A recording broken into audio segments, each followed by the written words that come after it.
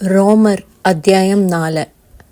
എന്നാൽ നമ്മുടെ പൂർവ്വപിതാവായ അബ്രഹാം ജഡപ്രകാരം എന്തു പ്രാപിച്ചു എന്ന് പറയേണ്ടു. അബ്രഹാം പ്രവൃത്തിയാൽ നീതീകരിക്കപ്പെട്ടു എങ്കിൽ അവന് പ്രശംസിപ്പാൻ സംഗതിയുണ്ട്. ദൈവസന്നിധിയിൽ ഇല്ല താനും. തിരുവെഴുത്ത് എന്തു പറയുന്നു? അബ്രഹാം ദൈവത്തെ വിശ്വസിച്ചു, അത് അവന് നീതിയായി കണക്കിട്ടു എന്ന് തന്നെ. എന്നാൽ പ്രവർത്തിക്കുന്നവന് കൂലി കണക്കിടുന്നത് കൃപയായിട്ടല്ല, കടമായിട്ടത്രേ.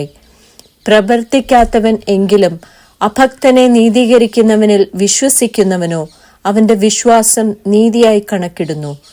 ദൈവം പ്രവൃത്തി കൂടാതെ നീതി കണക്കിടുന്ന മനുഷ്യന്റെ ഭാഗ്യം ദാവീദും വർണ്ണിക്കുന്നത്, അധർമ്മം മോചിച്ചും പാപം മറച്ചും കിട്ടിയവർ ഭാഗ്യവാന്മാർ. കർത്താവ് പാപം കണക്കിടാത്ത മനുഷ്യൻ ഭാഗ്യവാൻ. ഈ ഭാഗ്യവർണ്ണനം പരിച്ഛേദനയ്ക്കോ അഗ്രചർമ്മത്തിനു കൂടെയോ?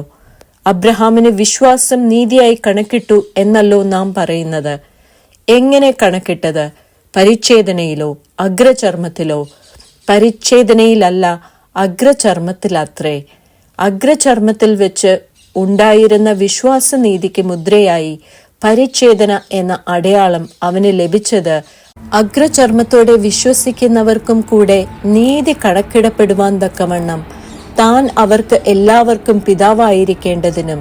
പരിച്ഛേദന മാത്രമുള്ളവരല്ല, നമ്മുടെ പിതാവായ അബ്രഹാമിന് അഗ്രചർമ്മത്തിൽ വെച്ച് ഉണ്ടായിരുന്ന വിശ്വാസത്തെ അനുഗമിക്കുന്നവരുമായ പരിച്ഛേദനക്കാർക്ക് പിതാവായിരിക്കേണ്ടതിനും തന്നെ.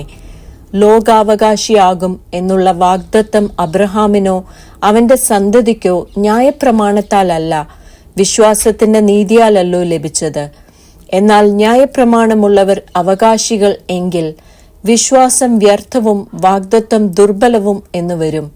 ന്യായപ്രമാണമോ കോപത്തിന് ഹേതുവാകുന്നു. ന്യായപ്രമാണം ഇല്ലാത്തയിടത്ത് ലംഘനവുമില്ല. അതുകൊണ്ട് കൃപാദാനം എന്ന് വരേണ്ടതിന് വിശ്വാസത്താൽ അത്രേ അവകാശികളാകുന്നത്. വാഗ്ദത്തം സകല സന്തതിക്കും ന്യായപ്രമാണമുള്ളവർക്ക് മാത്രമല്ല, അബ്രഹാമിന്റെ വിശ്വാസമുള്ളവർക്കും കൂടെ ഉറപ്പാകേണ്ടതിന് തന്നെ. മരിച്ചവരെ ജീവിപ്പിക്കുകയും ഇല്ലാത്തതിനെ ഉള്ളതിനെ പോലെ വിളിക്കുകയും ചെയ്യുന്നവനായി താൻ വിശ്വസിച്ച ദൈവത്തിന്റെ ദൃഷ്ടിയിൽ അവൻ നമുക്കെല്ലാവർക്കും പിതാവാകേണ്ടതിന് തന്നെ. ഞാൻ നിന്നെ ബഹുജാതികൾക്ക് പിതാവാക്കി വെച്ചു എന്ന് എഴുതിയിരിക്കുന്നുവല്ലോ. നിന്റെ സന്തതി ഇവണ്ണമാകും എന്ന് അരുളി ചെയ്തിരിക്കുന്നത് പോലെ താൻ ബഹുജാതികൾക്ക് പിതാവാകും എന്ന് അവൻ ആശയ്ക്ക് വിരോധമായി ആശയോടെ വിശ്വസിച്ചു. അവൻ ഏകദേശം 100 വയസ്സുള്ളവനാകിയാൽ തന്റെ ശരീരം നിർജീവമായി പോയതും സാറയുടെ ഗർഭപാത്രത്തിന്റെ നിർജീവത്വം ഗ്രഹിച്ചിട്ടും വിശ്വാസത്തിൽ ക്ഷീണിച്ചില്ല.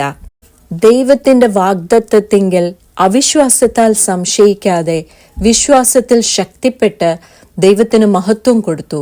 അവൻ വാഗ്ദത്തം ചെയ്തത് പ്രവർത്തിപ്പാനും ശക്തൻ എന്ന് പൂർണ്ണമായി ഉറച്ചു. അതുകൊണ്ട് അത് അവന് നീതിയായി കണക്കിട്ടു. അവന് കണക്കിട്ടു എന്ന് എഴുതിയിരിക്കുന്നത് അവനെ വിചാരിച്ചു മാത്രമല്ല, നമ്മെ വിചാരിച്ചും കൂടെയാകുന്നു. നമ്മുടെ അതിക്രമങ്ങൾ നിമിത്തം മരണത്തിന് ഏൽപ്പിച്ചും നമ്മുടെ നീതീകരണത്തിനായി ഉയർപ്പിച്ചുമിരിക്കുന്ന നമ്മുടെ കർത്താവായ യേശുവിനെ മരിച്ചവരിൽ നിന്ന് ഉയർപ്പിച്ചവനിൽ വിശ്വസിക്കുന്ന നമുക്കും കണക്കിടുവാനുള്ളതാകയാൽ തന്നെ.